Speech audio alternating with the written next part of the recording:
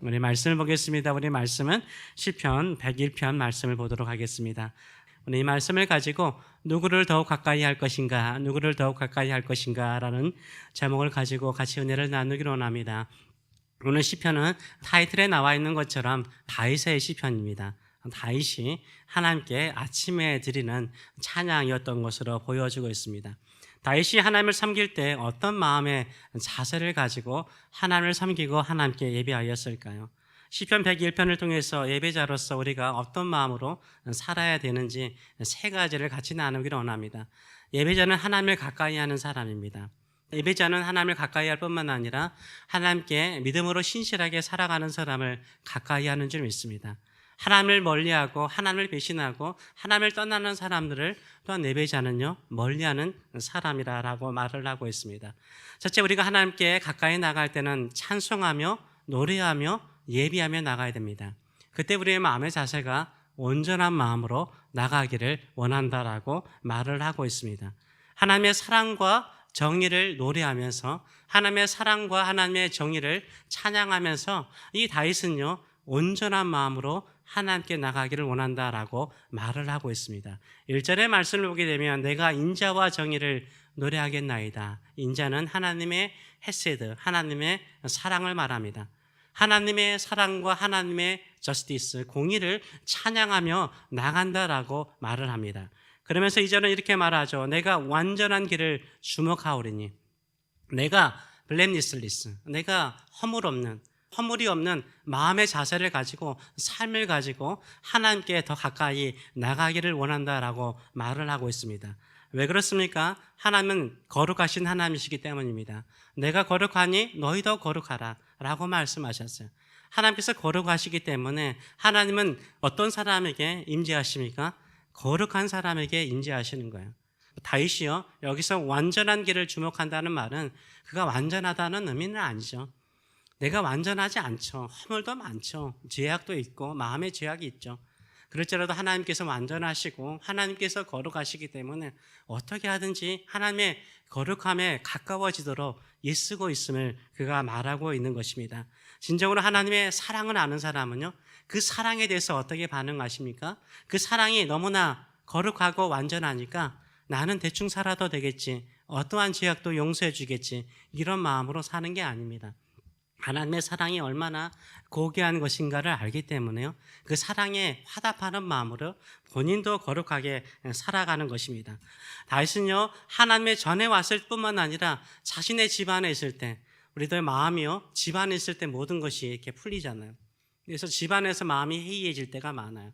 근데 내 집에서도 하나님 앞에서 온전한 마음, 완전한 마음으로 살려고 애썼다라고 찬양을 하고 있습니다. 왜냐하면 하나님께서는 어느 때 임하십니까?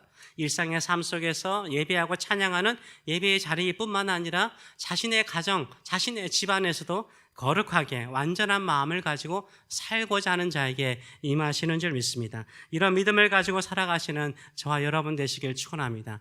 여러분이 만일 집에서 음식을 했습니다. 아주 정성스럽게 두세 시간을 내어서 음식을 했어요. 근데 음식을 해가지고 음식을 가족들에게 나눠주는데 아들이 설거지하지 않는 더러운 거, 그것도 며칠 동안 설거지 않아서 묻어있는 더러운 그릇을 가지고 온다면 거기에 그 귀한 음식을 주겠습니까? 주지 않을 것입니다. 씻어서 오라 그러죠. 마찬가지입니다. 우리가 하나님께 나갈 때는요 깨끗한 심령을 가지고 나가시는 저와 여러분 되시길 축원합니다. 우리는 예수 그리스도를 믿음으로 구원을 받았습니다. 죄짓음을 믿고 거룩한 자녀로 인침을 받았습니다. 그렇다면 하나님의 자녀라는 거룩한 신분과 영광을 계속해서 지켜 나가고 계시는지요? 예수님의 보혈로 구원받은 거룩한 내 자신을요 거룩하게 지켜나가는지요? 믿음을 가지는 것보다 믿음을 지켜나가는 것이 더 중요한 거예요. 믿음으로 내 안에 구원의 씨앗이 심겨졌잖아요. 우리 예수님을 믿음으로 말미암아 구원의 씨앗이 심겨졌잖아요. 그 구원의 씨앗이요 우리 안에서 자라고 꽃을 피우고 열매를 맺도록요 믿음을 지켜나가야 되는 것입니다. 신앙생활도요 누구나 출발은 다들 좋습니다. 처음 예수를 믿고 엄청난 감격을 가지고 헌신하고 충성합니다. 인생을 불태우죠. 그러나 끝까지 그 구원의 감격을 가지고 나가는 사람이 많지 않습니다. 끝까지 그 후원을 완성해 나가는 사람들이 흔치 않은 것을 보게 됩니다. 100m 달리기를 하면 다들 출발은 최선을 다해서 달리지 않습니까? 그러나 피니시 라인까지 끝까지 최선을 다하는 사람들이 많지 않아요.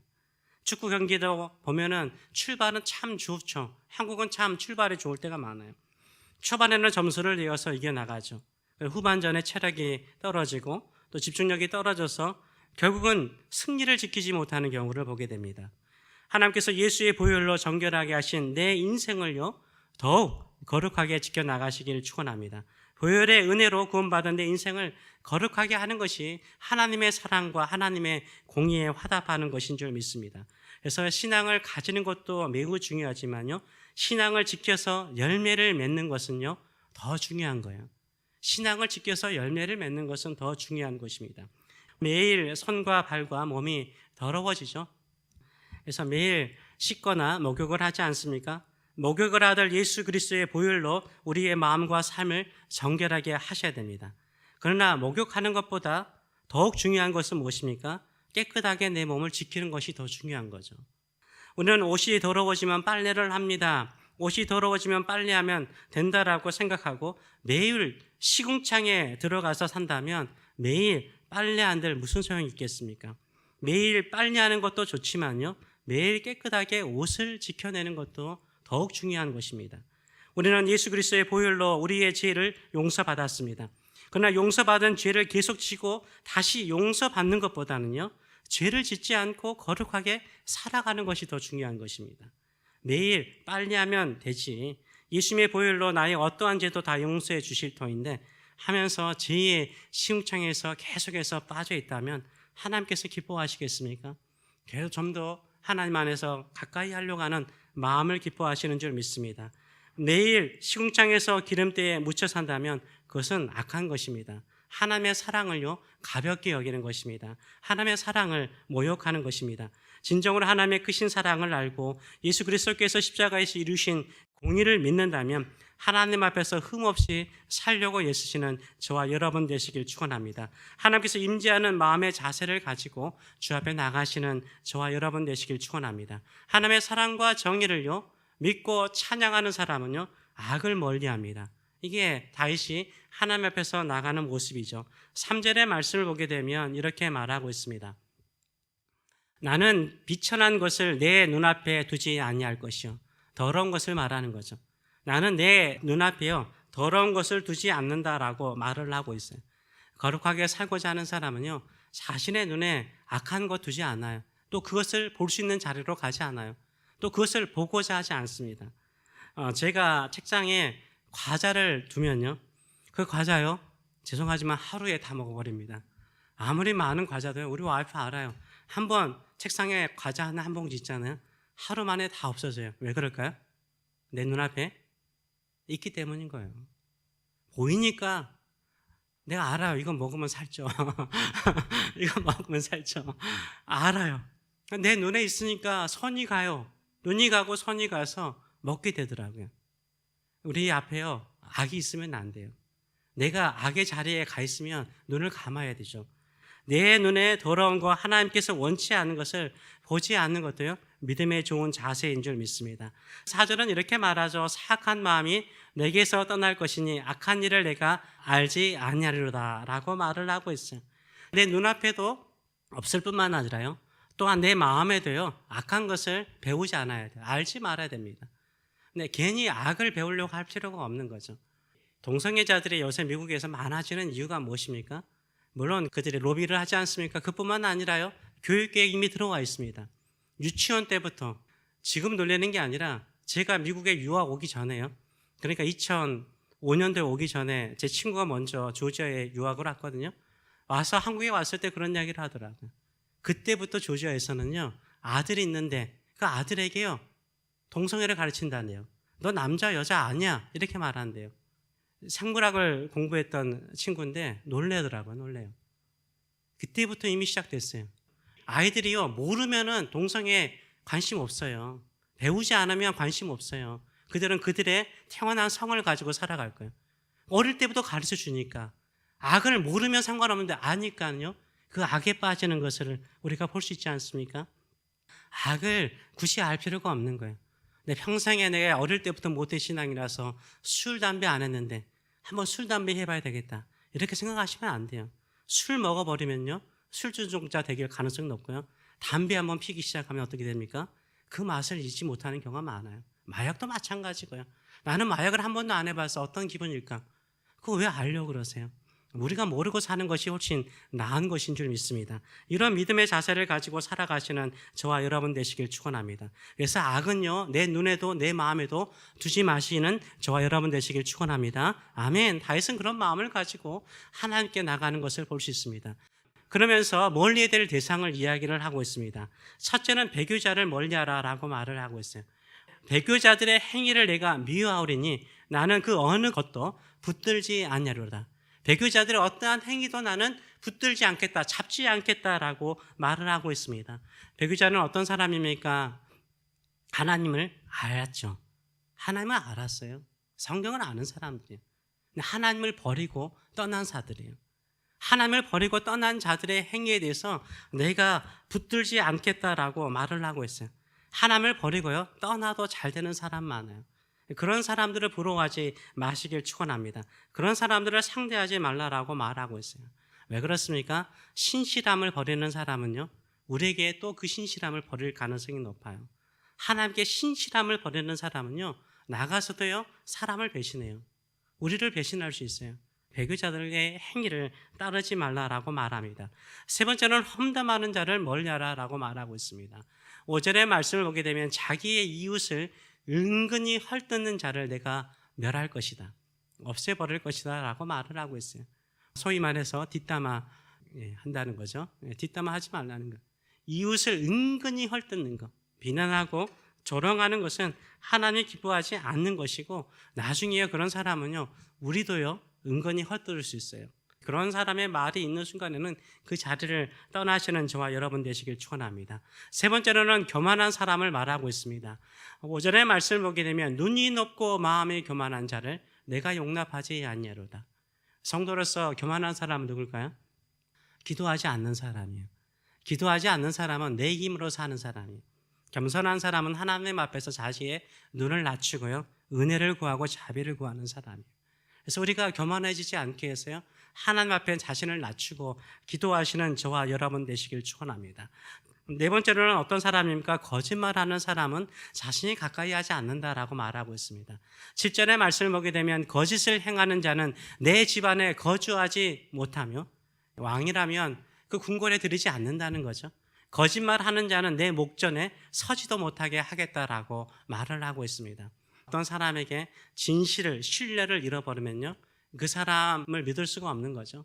우리가 거짓말은 삼가하시는 저와 여러분 되시길 축원합니다. 혹시 여러분을 속이고 있는 사람 있습니까? 다시는 가까이 하지 마세요. 그거는 우리의 마음을 속일 뿐만 아니라 우리도요, 우리 마음이 그 사람을 의심하게 만들어요.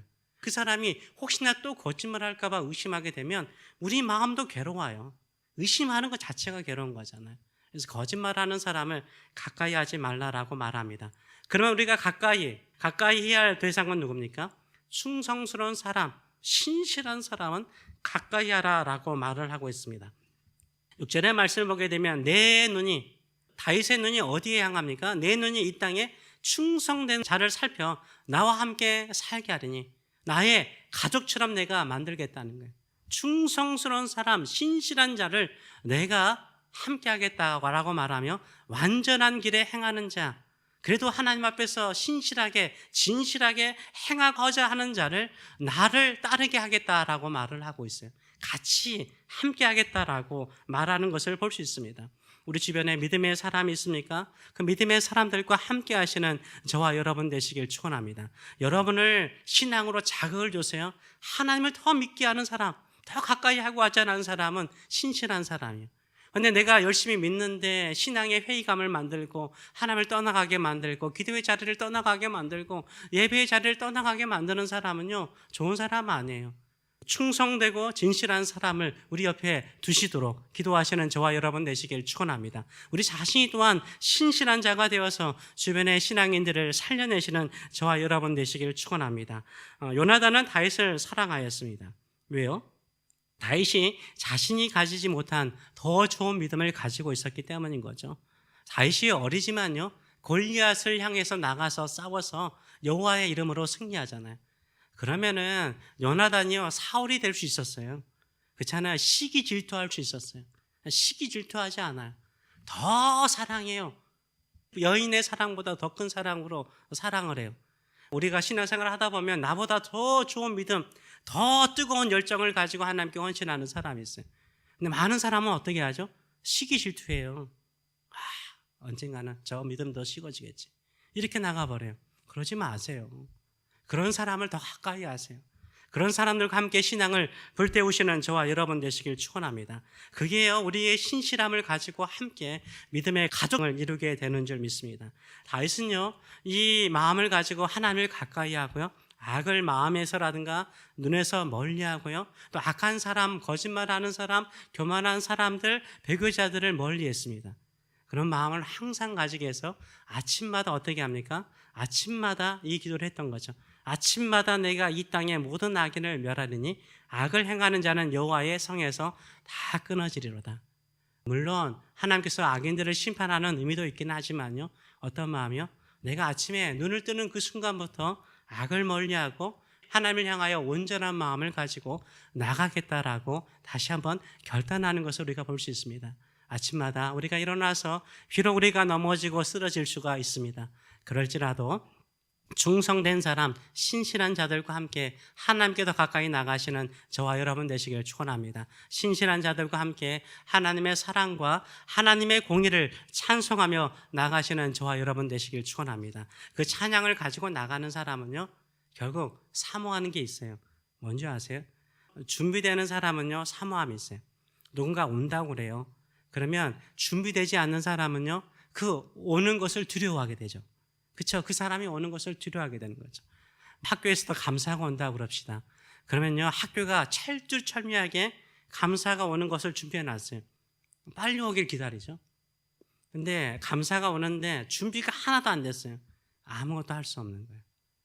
다윗은요, 준비된 마음, 온전한 심령으로 하나님이 어느 때에 오시든지 준비된 마음이었어요. 이게 중요하죠. 준비된 마음으로 있으니까 어느 때 주께서 임재하시겠나이까? 라고 2절 말하잖아요.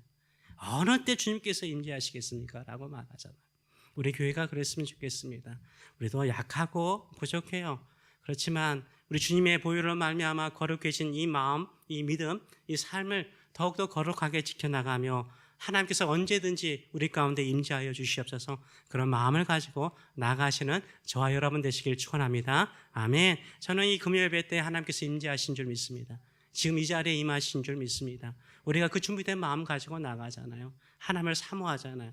오늘도 찬양하는 것처럼 완전하신 우리 주님께서 보혈의 은혜로 우리의 모든 죄를 정결하게 하신 그 은혜를 우리가 받고 그 은혜를 사모하고 그 은혜 속에서 하나님의 임재를 기다리지 않습니까? 오늘 이 자리에 임하셔서 우리의 모든 것을 완전하게 하실 줄 믿습니다. 그리고 하나님의 크신 일을 이루실 줄 믿습니다. 이런 믿음을 가지고 주께 나가시는 저와 여러분 되시길 축원합니다. 기도하겠습니다. 살아계신 하나님 아버지 은혜를 감사드립니다. 하나님의 사랑을 알기에 이 자리에 왔습니다. 하나님의 의로우심을 알기에 오늘도 그리스도의 십자가를 붙들고 이 자리에 왔습니다. 오늘도 우리는 주님께서 거룩하신 것처럼 거룩하게 나가기를 원합니다. 우리 스스로 거룩할 수 없는 거 압니다. 그래서 그리스도의 보혈을 찬양하며 주 앞에 나갑니다. 오늘도 우리 가운데 임재하여 주셔서 하나님의 크심을 경험하게 하여 주시고 하나님의 능력을 사모하며 우리의 일상의 삶 속에서 하나님의 임재를 경험하는 우리의 삶이 될 수 있도록 축복하여 주시옵소서. 감사드리며 예수님의 이름으로 기도하옵나이다. 아멘.